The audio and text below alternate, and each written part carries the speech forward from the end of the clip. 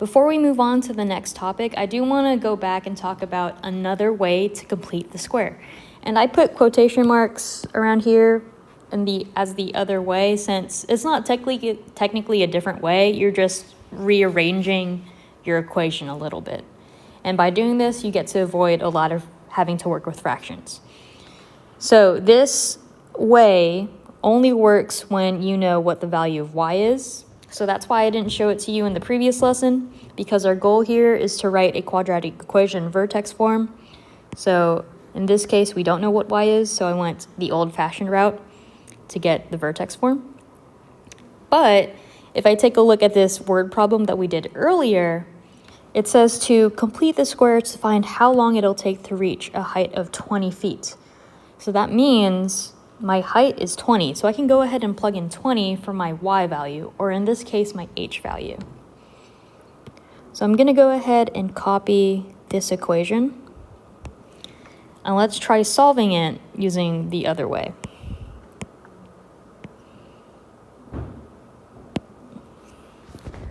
So I have h,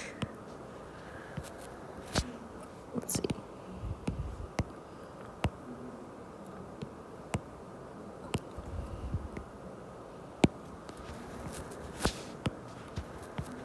so h is equal to negative 16t squared plus 32t plus 4. But we want to know the time when the height is 20, so let's go ahead and plug in 20.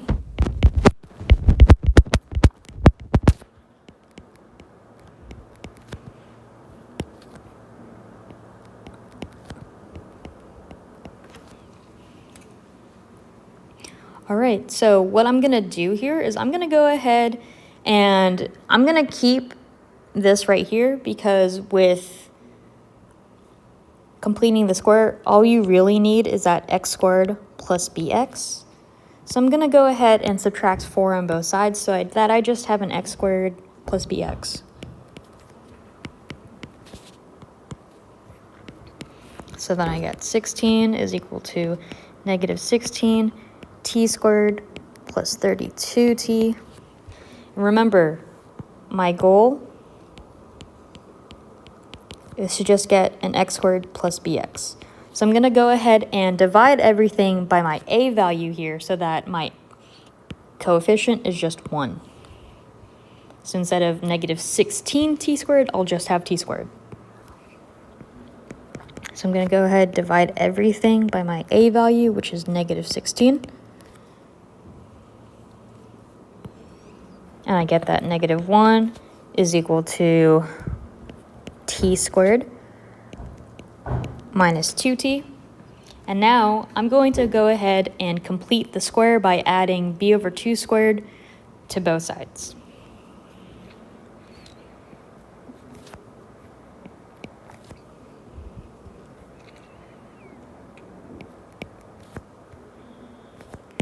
I'm going to go ahead and leave some space.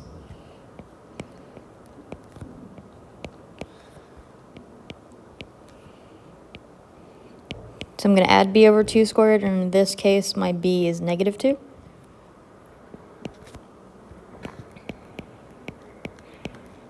So this is different from the other way we did it, because in the other way, on the same side of the equation, we added b over 2 squared, but then subtracted b over 2 squared.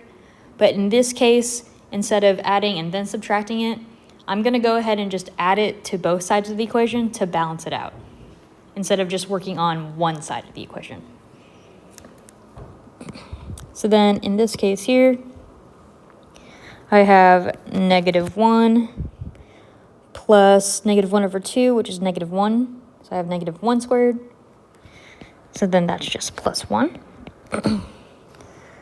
And then I'm going to go ahead and complete the square here.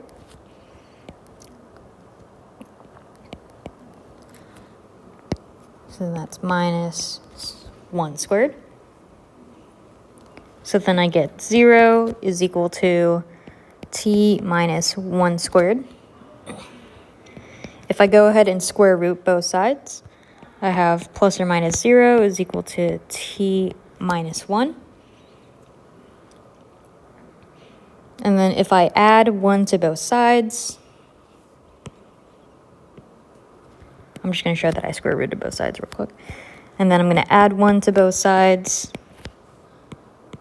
So then I get that t is equal to 1 plus or minus 0, but that's just 1. So in this case, my t value is 0. And if you noticed here, we had to deal a lot less with fractions in this case rather than how we did it originally. All right, so now let's get to the discriminant. So the discriminant does come from the quadratic formula, and the quadratic formula is just the method to get your x values for a quadratic equation. And it is just x is equal to negative b plus or minus the square root of b squared minus 4ac all over 2a. So all the discriminant is just the radicand, or just the stuff below that radical there. So that b squared minus 4ac. And the really nice thing about the discriminant is that it predicts the number and type of solutions. So it predicts how many zeros you'll get and and whether or not they're real or imaginary.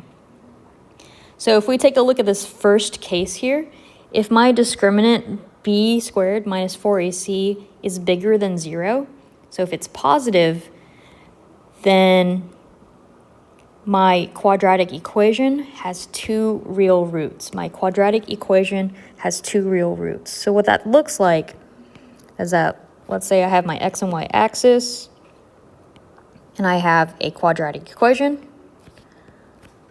That just means I'll have 2 x-intercepts. So I'll have 2 real roots. And the reason why that is let's go ahead and write out my quadratic formula. And let's say in this case we have a positive number.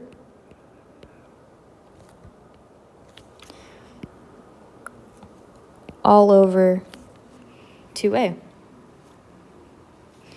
So since I have a positive number in my radical here, then it's impossible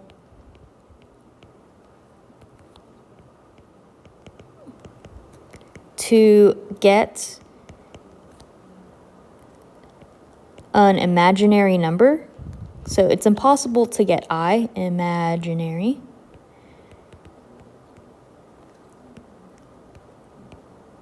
Since I need a negative 1 under that radical there. So remember, if I have b squared minus 4ac and it's positive, then I have 2 real roots. Now let's take a look at the case of when it is equal to exactly 0. So if b squared minus 4ac is equal to 0, then my quadratic equation a squared plus bx plus c has 1 real root. And what that looks like is that, let's say I have my quadratic equation here. That means I'm going to have exactly 1 y-intercept.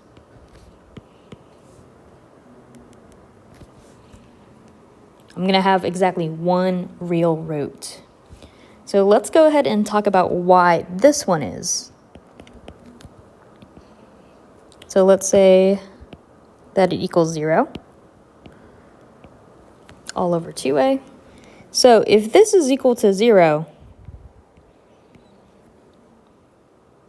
then the only reason we get 2 numbers in the first place for a quadratic equation is that plus or minus sign. So if I'm adding or subtracting nothing, then my only solution is just b over 2a, and that's just 1 real solution right there. Because I'm just adding or subtracting 0. Because that just equals 0. All right, now let's take a look at when b squared minus 4ac is less than 0. Let me go ahead and highlight this one too. So if b squared minus 4ac is less than 0, so if it's negative, then my quadratic equation has 2 complex roots. So what that means is that my quadratic equation is not going to touch that x-axis at all. It's not going to touch that x-axis at all. And I can't label this complex solution here or I can't label these complex roots since you would have to draw in 4D, and we're not going to do that for now. So again, let's go ahead and take a look at what happens when our discriminant is a negative number. So let's say we have a negative number here all over 2a. So if we have this negative number, then I can actually factor out a -1. Or let me rewrite it as this. I can factor out, or say I can factor it as -1 times a positive number. I can factor my negative number as just -1 times a positive number. And that -1 will always get me that complex number, or that imaginary number.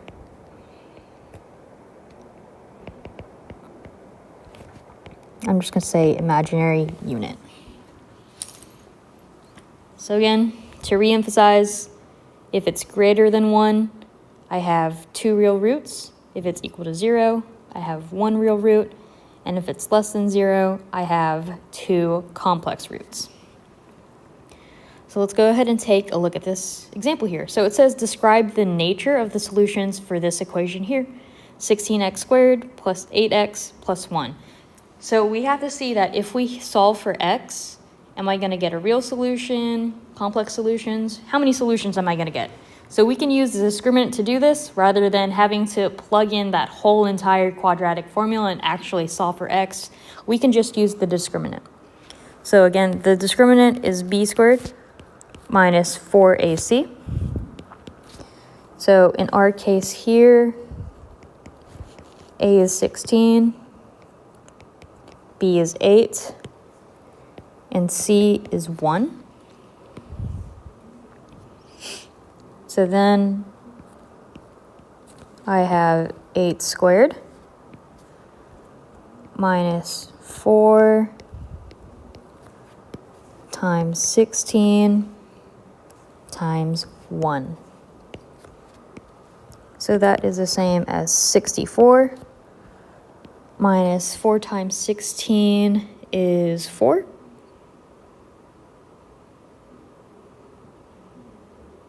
Yeah, 4 times 1 is 64, so 64 times 1 is 64. So I have 64 minus 64, which equals 0. So since this equals 0, I know that my discriminant is equal to 0. So I'm going to have exactly 1 real root. All right, so again, all I did was plug a, b, and c into my discriminant and see if it's positive, negative, or equal to 1. And that'll tell me whether or not I have 2 real roots, 1 real root, or 2 complex roots. All right.